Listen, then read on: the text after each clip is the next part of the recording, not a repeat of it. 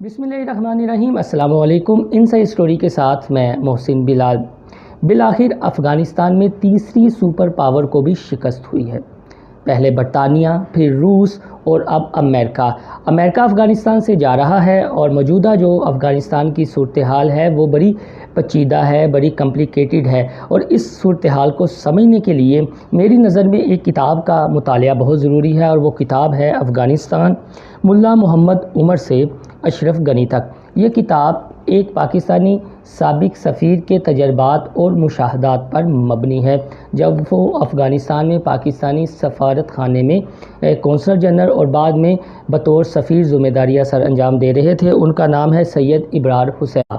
उन्होंने इस किताब में मुल्ला मोहम्मद उमर की ज़िंदगी के हवाले से कुछ वाक़यात लिखे हैं। मुल्ला मोहम्मद उमर अमीर तालिबान अफ़गानिस्तान, जिनकी ज़िंदगी एक जहद मुसलसल थी और वो हकीकी मानों में एक मर्द मोमन थे, एक अल्लाह के सिपाही थे और अल्लाह और उसके रसूल सल्लल्लाहु अलैहि वसल्लम के अहकामात की मुकम्मल पैरवी करने वाले मुसलमान थे।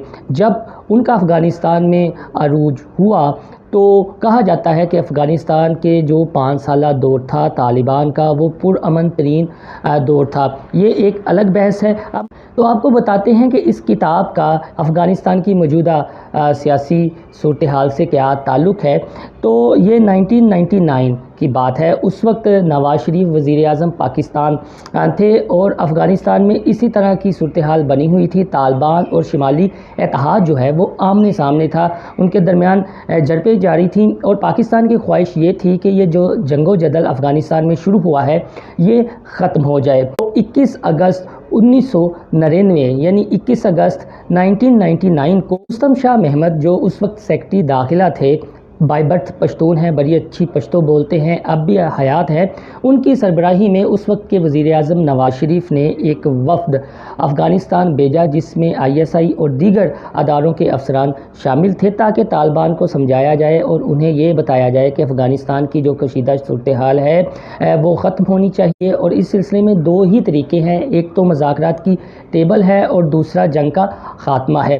तो रुस्तम शाह महमद उस वक्त के वज़ीर आज़म नवाज़ शरीफ का जो पैगाम लेकर मुल्ला मोहम्मद उमर के पास गए थे, उन्होंने कुछ दलाइल दिए ताकि मुल्ला मोहम्मद उमर कायल हो जाएं। वो दलाइल क्या थे, इस तनाजुर में हमने एक वीडियो तैयार की है जो इस किताब में पूरे का पूरा वाक़या लिखा हुआ है। उस हवाले से आप ये वीडियो देखें, फिर हम लास्ट में आपको बताएंगे कि अब जो मौजूदा तालिबान हैं, क्योंकि उनके अमीर मुल्ला मोहम्मद उमर तो हयात नहीं हैं, तो तालिबान क्या करेंगे, क्या वो अपने अमीर की रवायत को ही आगे बढ़ाएंगे या मुज़ाकरात की टेबल पर बैठ जाएंगे। तो आप ये वीडियो देखें। इस वीडियो में रुस्तम शाह महमद के जवाब में मुल्ला मोहम्मद उमर ने भी कुछ दलाइल दिए थे।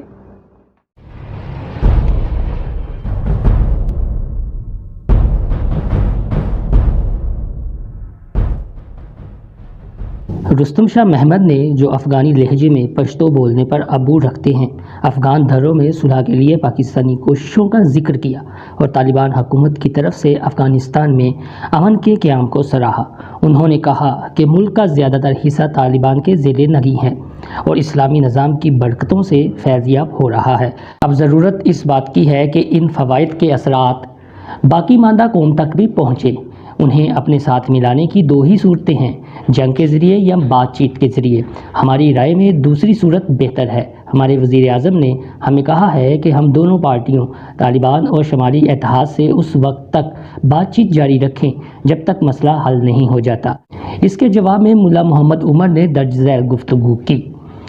मैं मानता हूँ कि जंग एक तबाहकुन चीज़ है, मगर हम वही करते हैं जो अफ़गान कौम चाहती है। लोग अमन व सलामती चाहते हैं, लोग इस्लामी निज़ाम को पसंद करते हैं, लोग एक अफ़गानिस्तान चाहते हैं, इसके हिस्से बिखरे नहीं चाहते। हमारे पास 2 रास्ते हैं, खुदा का कानून और दुनियावी सियासत। अगर सियासत खुदा के कानून के मुताबिक है तो ठीक, वरना हम इसे अपना नहीं सकते। अपोजिशन बददियानत लोगों पर मुश्तमिल है, वो अहल नहीं हैं, वो ना खुदा की नज़र में ना लोगों की नज़र में। और अल्लाह ताला का हुक्म है कि अमानतें अहल लोगों के सुपुर्द करो। हम ना अहल लोगों को हुकूमत में शरीक नहीं कर सकते। इस मौके पर रुस्तम शाह महमद ने कहा, ज़रूरत के मुताबिक कोई रास्ता निकाला जा सकता है। 200-300 लोगों की एक शुरा बनाई जा सकती है जो इस्लाम के अंदर रहते हुए ایک نظام واضح کرے۔ افغانستان میں کوئی بھی اسلام کے خلاف نہیں ہے، ہم یہ نہیں کہہ رہے کہ آپ اپنے نظام کو بدل دیں۔ ملا عمر نے جواب دیا کہ یہ مجوزہ شورا ہمارے نظام کو متاثر کرے گی۔ رستم شاہ نے کہا کہ یہ شورا صرف تجاویز پیش کرے گی۔ ملا عمر نے سوال کیا کہ افغانستان میں جاری جنگ کا کیا ہوگا؟ رستم شاہ نے کہا کہ جن علاقوں میں یہ شورا بنائی جائے گی وہاں جنگ بندی پر عمل ہوگا۔ ملا عمر نے شک ظاہر کیا کہ اپوزیشن والے اس طریقے سے اپنے آپ کو مضبوط کرنے کے لیے وقت حاصل کر لیں گے۔ رستم شاہ نے کہا اپوزیشن والے ایک چھوٹے سے علاقے پر قابض ہیں، جبکہ افغانستان کے زیادہ حصے پر آپ کی حکومت ہے۔ شورا کو کچھ وقت دے کر دیکھ لینے میں کوئی حرج نہیں۔ رستم شاہ نے درج ذیل دلائل بھی دیے۔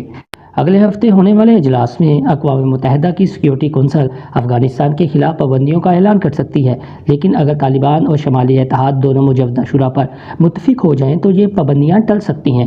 شورا کے لیے نمائندے نامزد کرنے سے آپ کی حکومت یا آپ کے نظام پر کوئی منفی اثر نہیں پڑے گا۔ ہمیں کوشش کرنی ہے کہ جہاد بدنام نہ ہو، کیونکہ اس سے دوسری جگہ چلنے والی اسلامی تحریکوں کو نقصان ہوتا ہے۔ آپ 3 سال سے لڑائی کے ذریعے افغانوں کو یکجا کرنے کی کوشش کر رہے ہیں، کیوں نہ پرامن مذاکرات کو ایک موقع دیا جائے؟ ملا محمد عمر نے اس کے جواب میں کہا آپ 300 لوگوں کی شورا کی بات کر رہے ہیں، ان کے پاس تو 3 لوگ بھی ایسے نہیں جو شورا میں بیٹھ سکیں۔ وہ یورپ اور دوسرے ملکوں سے نااہل لوگوں کو نامزد کریں گے۔ اپوزیشن والے بددیانت لوگ ہیں، ہمارے لیے یہ ممکن نہیں ہے کہ ان کے لیے اپنے نظام کو دھرم برہم کرے۔ ان لوگوں کو چاہیے کہ وہ اسلامی حکومت کے سامنے غیر مشروط طور پر ہتھیار ڈال دیں۔ اللہ کا حکم ہے کہ فتنہ پردازوں سے اس وقت تک لڑو جب تک فتنہ ختم نہ ہو جائے، اور اگر میرے پاس لڑنے کی طاقت نہ ہو تو خدا کے سامنے میرے لیے عذر ہے، مگر جب میرے پاس طاقت ہے تو میری ذمہ داری ہے کہ فتنہ ختم کرنے کے لیے جنگ کروں۔ ہم کئی سال سے لڑ رہے ہیں اور ہم نے ہزاروں لوگوں کی قربانی دی ہے۔ اب اگر ہم راستہ بدل دیں تو ہمارے ساتھیوں کا یقین کمزور ہو جائے گا۔ اگر ایک فاسق کی دوسرے فاسق سے جنگ ہو تو بغیر بات چیت کے ختم نہیں ہو سکتی، مگر حق اور باطل کے درمیان فیصلہ جنگ ہی سے ہو سکتا ہے۔ مجھے آپ کے اخلاص پر شبہ نہیں، مگر میرا نقطہ نظر آپ سے مختلف ہے اور یہ میرے ذاتی مفاد پر مبنی نہیں۔ اس کے بعد رستم شاہ محمد اور وفد کے بعض دوسرے ارکان نے کچھ مزید دلائل دینے کی کوشش کی، لیکن ملا عمر نے یہ کہہ کر بات ختم کر دی کہ مجھ پر دباؤ ڈالنے کی کوشش نہ کریں، میری اپنی مجبوریاں ہیں۔ میں کوئی ایسا کام نہیں کر سکتا جو میرے خیال میں اسلام اور میری قوم کے مفاد کے خلاف ہو۔ دوستو، آپ نے یہ ویڈیو دیکھی اور رستم شاہ محمد سے ملا محمد عمر کا جو مکالمہ ہوا اس موقع پر وہ بھی آپ نے دیکھ اور سن لیا۔ یہ جو پاکستانی سابق سفیر ہیں سید ابرار حسین، یہ اب بھی حیات ہیں، رستم شاہ محمد بھی حیات ہیں، نواز شریف تو چلے لندن میں بیٹھے ہوئے ہیں، تو یہ سارا واقعہ ان کے نوٹس میں بھی ہے، اور شاید کتاب میں یہ واقعہ تحریر ہوا ہے تو اسے کوئی ہم مبالغہ آرائی بھی نہیں کہہ سکتے۔ اب جو موجودہ صورتحال بنی ہوئی ہے، ملا محمد عمر نے تو یہ کہا تھا کہ وہ تو فتنہ ختم کریں گے، اور اللہ تعالیٰ ان سے پوچھیں گے کہ ملا محمد عمر تمہارے پاس فتنہ ختم کرنے کی استطاعت تھی تو تم نے کیا کیا، تو میں کیا جواب دوں گا۔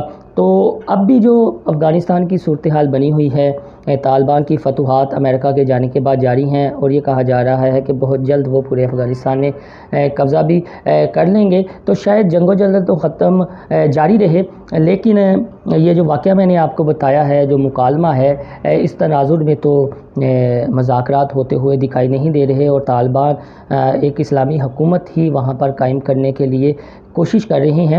تو چند ماہ پہلے گلبدین حکمت یار صاحب جماعت اسلامی کے مرکز منصورہ لاہور میں آئے تھے، یہاں پر انہوں نے اپنا کلیدی خطاب کیا تھا، اور وہ خطاب تقریباً 45 سے 50 منٹ کے دورانیے پر محیط تھا۔ انہوں نے اپنے خطاب میں اسلام کی تاریخ بتائی، جتنی جنگیں ہوئیں آپ صلی اللہ علیہ وآلہ وسلم کے دور میں، اس کے بعد صحابہ کا دور آ جاتا ہے، پھر خلافت عثمانیہ ہے، اور پھر افغانستان کی ہسٹری ہے۔ 45 سے 50 منٹ میں انہوں نے سارے واقعات بیان کیے، اور لاسٹ میں صرف 3-4 جملوں میں اپنی بات ختم کی، جس سے اندازہ لگا لیں کہ افغانستان میں کیا ہوگا۔ گلبدین حکمت یار کا یہ کہنا تھا کہ امریکہ نے تو ایک دن افغانستان سے جانا ہے، اور پوری دنیا نے تسلیم کر لیا ہے کہ امریکہ اور نیٹو کو شکست ہو گئی ہے۔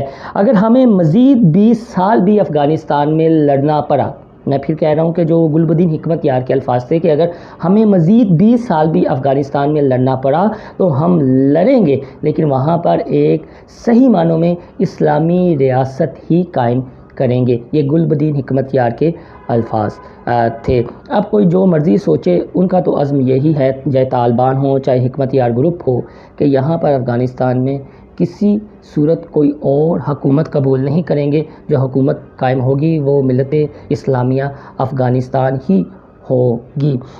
ہمارے یہاں کچھ پراپوگنڈا کیا جا رہا ہے کہ اگر طالبان کی وہاں پر اسلامی حکومت قائم ہوگی تو پاکستان میں بھی جو اسلام پسند ہیں وہ ایک بار پھر متحرک ہو جائیں گے۔ یہ محض ایک پراپوگنڈا ہی ہے، اور اسی طرح کا پراپوگنڈا ہے جب 9/11 سے پہلے طالبان کے حوالے سے موویز بنائی جاتی تھیں، ان کے خلاف پراپوگنڈا کیا جاتا تھا کہ یہ خواتین کی تعلیم کے قائل نہیں ہیں اور ان بنیادی انسانی حقوق کی افغانستان میں خلاف ورزی ہو رہی ہے۔ لیکن بعد میں یہ چیز ثابت ہوئی کہ جو طالبان کا 5 سالہ دور تھا وہ پرامن ترین دور تھا افغانستان کی تاریخ میں۔ تو دوستو، جاتے ہوئے میں یہی بات کہوں گا کہ ملا محمد عمر کی جو زندگی ہے اس کا مطالعہ ضرور کریں، اور کسی سے بھی آپ پوچھ لیں جو افغانستان کو ڈیپ روٹڈلی جانتے ہیں کہ جب یہ 9/11 کا واقعہ ہو گیا تو طالبان پر پریشر تھا تو بش نے کہا کہ ہم آپ کو صفحہ ہستی سے مٹا دیں گے۔ تو ملا محمد عمر نے کہا تھا کہ ایک تمہارا قول ہے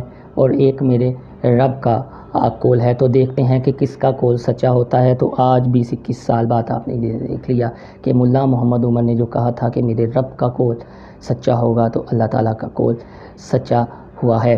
اور علامہ اقبال کے بقول کہ یقین محکم عمل پہم محبت فاتح عالم، جہاد زندگانی میں یہ ہیں مردوں کی شمشیریں، اور یہ افغانستان کے طالبان نے ثابت کیا ہے۔ اللہ حافظ۔